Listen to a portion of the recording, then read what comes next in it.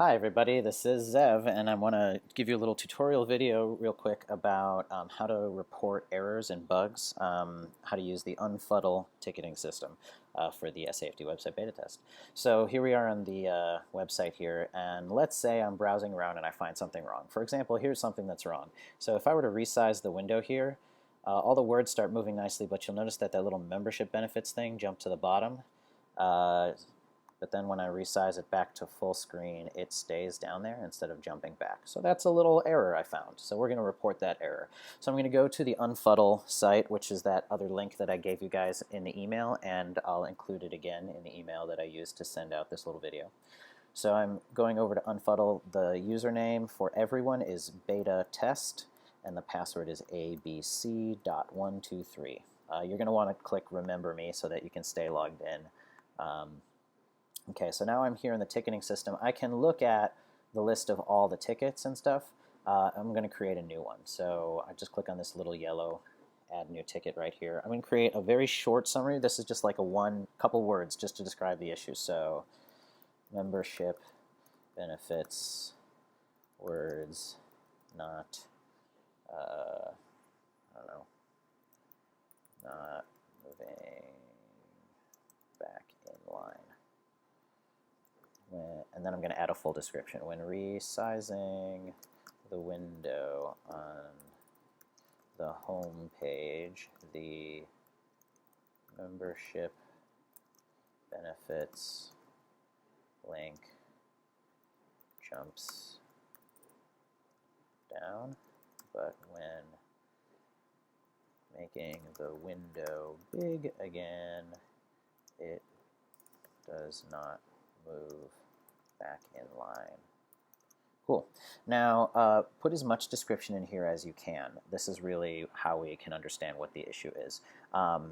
Another thing, this is very important, guys. This is the most important part of this for how we're running this. We have all of you guys using the same user. You're all signed in as beta T. So when you create a ticket, we have no idea who's making the ticket, so please sign every single description with your name.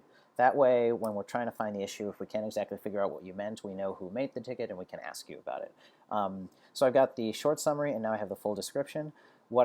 If you can, adding a screenshot is really, really helpful. So for example, the fact that this is down here, I'm going to create a screenshot on a Mac. That is by hitting Command Shift and then the number 4, and it creates this little crosshair, and I'll select the area I want to do a screenshot of, and there's my little picture. And it should save it right to the desktop. So now I go back here and I click on Add Files and I grab it right from my desktop. There's the screenshot.